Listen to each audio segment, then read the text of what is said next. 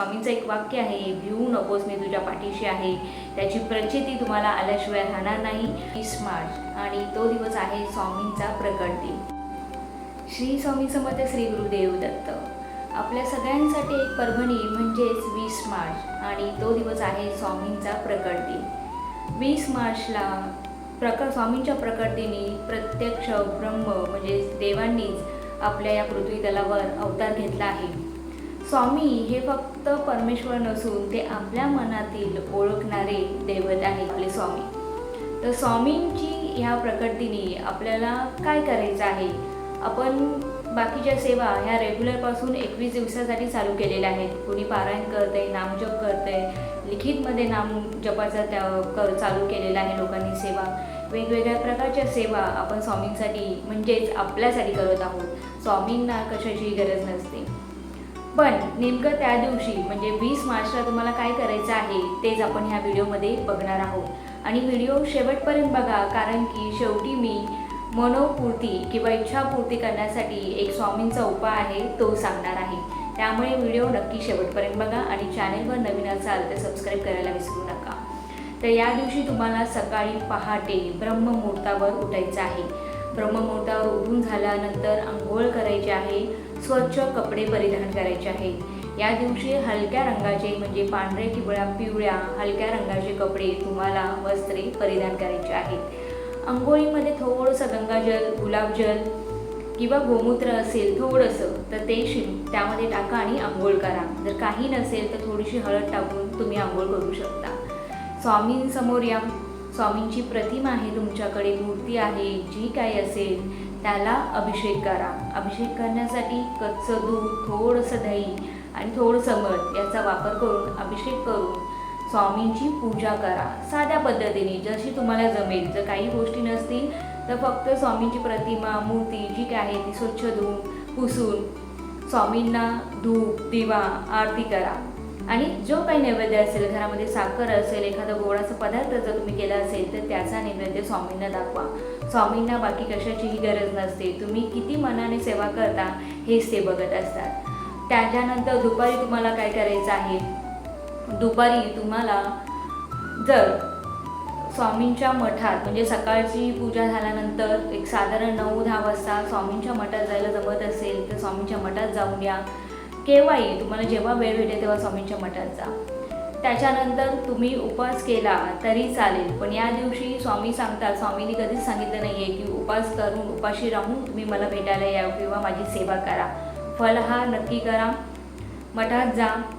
दिवसभर स्वामींचं जप नाम म्हणजे श्री स्वामी समर्थ, श्री गुरुदेव दत्त, दिगंबरा दिगंबरा, श्रीपाद वल्लभ दिगंबरा, श्री स्वामी समर्थ, जय जय स्वामी समर्थ या जपाचा तुम्ही कंटिन्यू जप करा.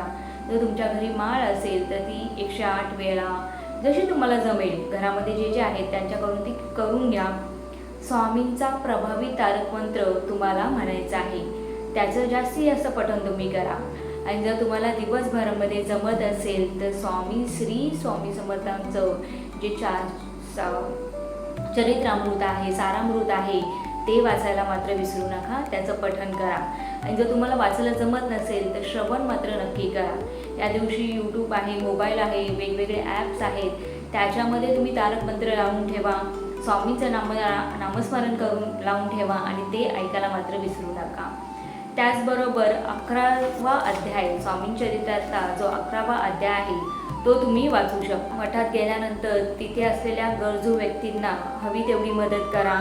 अन्नदान करा. कारण की आपल्या शास्त्रामध्ये किंवा आम्ही नेहमीच सांगते अन्नदान हे सगळ्यात श्रेष्ठ दान आहे आणि ते गरजू व्यक्तीपर्यंत पोहोचलंच पाहिजे. जर तुम्हाला जमत असेल तर परिसरामध्ये जर पक्षी असतील, मूक प्राणी असतील त्यांनासुद्धा तुम्ही अन्नदान करायला विसरू नका.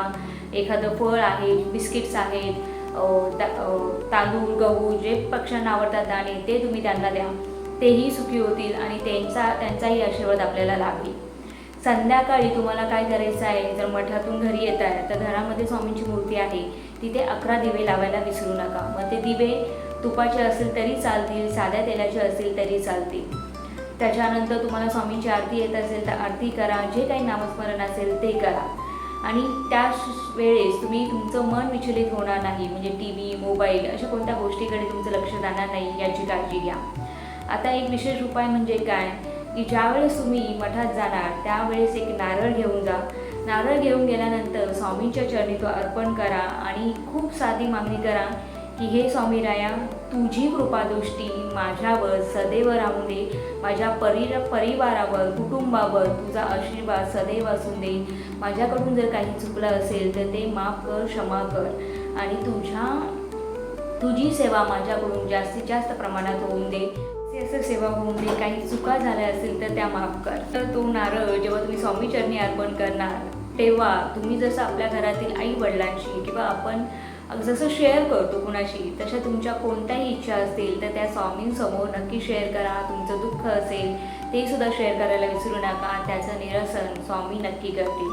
तर ह्या प्रकट दिनानिमित्त तुम्ही ह्या सगळ्या सेवा त्या दिवशी करायच्या आहेत आणि स्वामी माऊली आपल्याबरोबर सदैव आहेत. स्वामींचं एक वाक्य आहे, भिवू नकोस मी तुझ्या पाठीशी आहे. त्याची प्रचिती तुम्हाला आल्याशिवाय राहणार नाही.